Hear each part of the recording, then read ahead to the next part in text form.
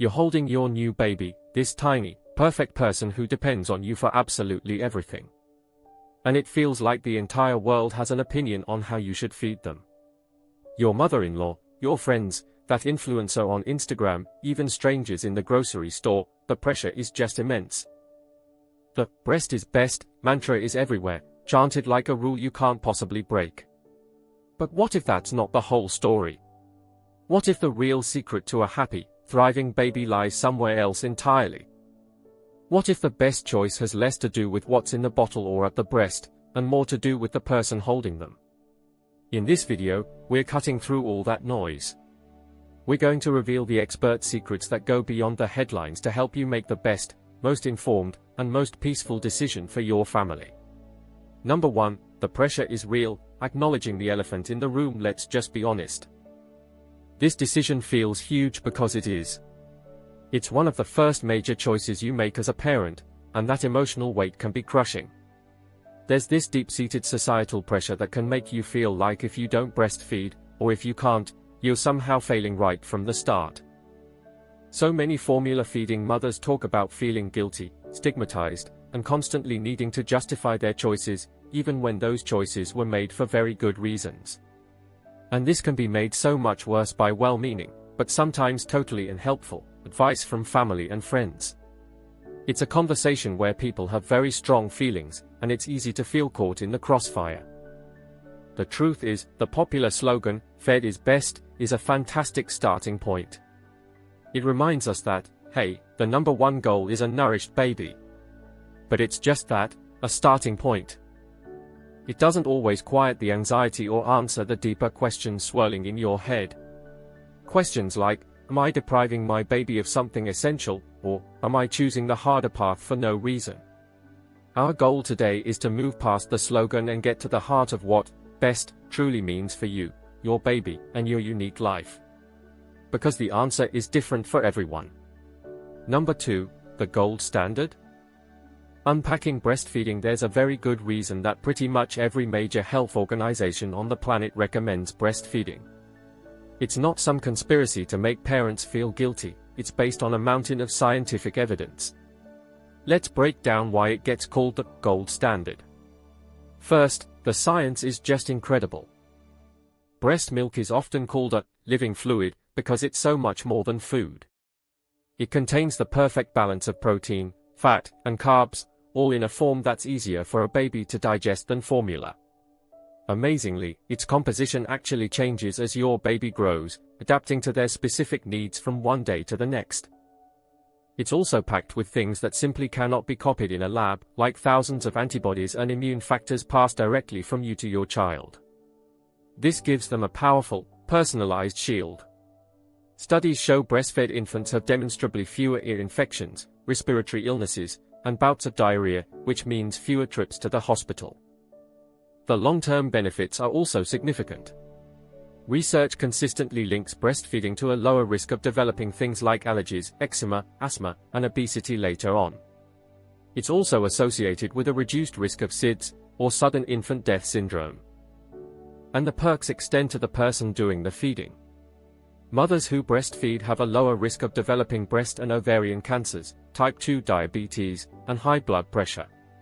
But that's the science. And then, there's reality.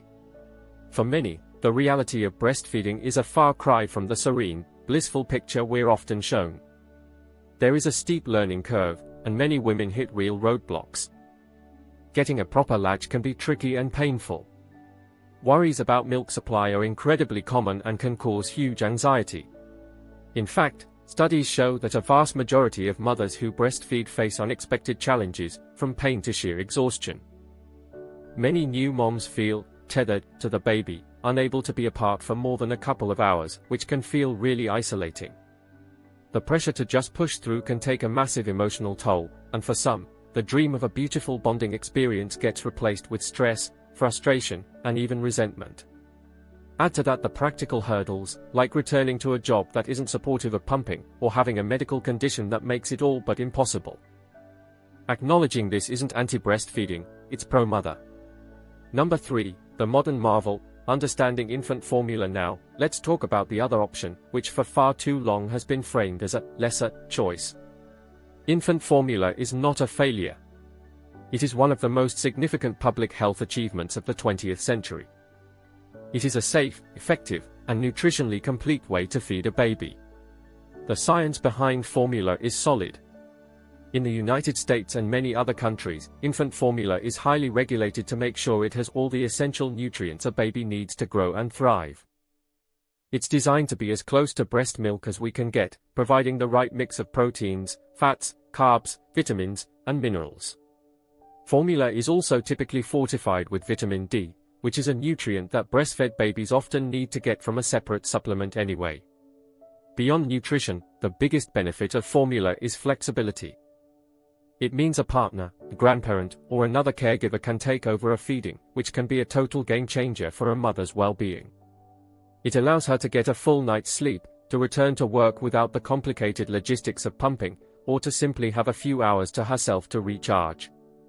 And for many parents, seeing exactly how many ounces their baby is drinking provides a level of reassurance that calms a lot of anxiety. Of course, we have to be honest about the downsides.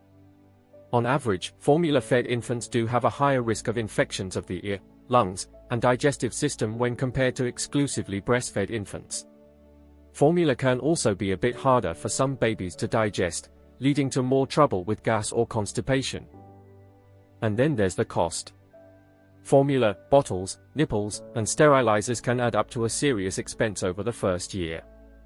But maybe the biggest downside isn't in the can itself, but in the culture around it. The guilt and the feeling of having to defend your choice can place a heavy emotional burden on parents who have chosen formula. Number 4, the expert secrets, beyond breast versus formula. So after all that, how do you actually choose? This is where we get to the secrets that experienced parents and experts know. The things that go way beyond a simple pros and cons list. Secret number 1, your mental health is a critical nutrient for your baby. This is it. This is the most important secret of all. A parent's emotional state directly impacts their baby. If you are riddled with anxiety, sinking into depression, or just feeling overwhelmed and miserable every single time you have to feed your baby, that is not good for you, and it is not good for your baby. A happy, responsive parent is fundamentally more important than how that baby gets their calories. Sometimes, the most loving thing a mother can do is to stop breastfeeding. For some parents, switching to formula brings such a wave of relief that they can finally relax and just enjoy their baby. That piece is a nutrient, too. Secret number 2, the how matters just as much as the what. We get so obsessed with the substance, breast milk or formula, that we forget the act of feeding itself is a profound chance to connect. The psychological benefits of breastfeeding often come from the physical closeness, the skin-to-skin contact, and the focused attention. But here's the thing, none of that is exclusive to breastfeeding. You can create that exact same loving bond with a bottle. Try paced bottle feeding, where you hold the baby more upright and let them set the pace. Hold your baby close, against your skin. Make eye contact. Talk to them. Turn off the TV, put down your phone, and make feeding a special, dedicated time for connection. The love and security they feel in those moments is what truly wires their brain for well-being. Secret number 3, combination feeding is not a failure. Our culture loves to present this as an all-or-nothing choice. But for so many families, the best solution is somewhere in the middle. Combination feeding, using both breast milk and formula, is a fantastic, flexible option that doesn't get nearly enough credit. Giving a bottle of formula at night so you can get a longer stretch of sleep doesn't cancel out the benefits of the breast milk your baby got all day. Supplementing with formula because you're going back to work might be the very thing that allows you to breastfeed for much longer than you could have otherwise. It's not a failure, it's a smart, sustainable strategy. Number 5, making your decision, a practical guide. So, how do you put this all together and make a choice? First, get informed, which you're doing right now. Talk to your pediatrician and, if you can, a lactation consultant. But remember to filter all of that expert advice through the lens of your own, real life. Second, be brutally honest with yourself about your reality. What is your support system really like? What are the demands of your job? What is your own physical and mental health history? A plan that looks perfect on paper is useless if it falls apart in your actual life. And finally, give yourself grace. So much grace. You are allowed to make a plan, and you are absolutely allowed to change that plan. You can plan to exclusively breastfeed and decide after 3 days or 3 months that it's not working. That isn't quitting. That is re-evaluating and making a new, informed decision. You are allowed to start with formula from day one and feel completely at peace with it. We've covered a lot, and the most important voice in this conversation is yours. Every feeding journey is unique. So please, share your experience in the comments below. Did you choose breastfeeding, formula, or a mix of both? What's the one piece of advice you'd give to a new parent who is struggling with this decision right now? Your story could be exactly what someone else needs to hear. And if you found this video helpful and want more non-judgmental, expert-backed parenting advice that actually respects your intelligence, make sure to hit that subscribe button and turn on notifications so you don't miss what's next. When it's all said and done, it comes down to this: the goal isn't to be the perfect parent who checks every single box. The goal is a happy, healthy, thriving baby and a happy, healthy, thriving parent. The two are completely linked. Remember that breast milk offers incredible and unique health benefits. Remember that infant formula is a safe, healthy alternative that provides crucial flexibility and peace of mind. And above all, remember that your mental and emotional well-being isn't a secondary issue, it is a critical ingredient in your baby's healthy development. You are the expert on your baby. Trust your gut. Look at the science, look at your life, and make the choice that feels right for you. Then, let go of the guilt, own your decision, and focus on that beautiful baby in your arms. You're doing a great job.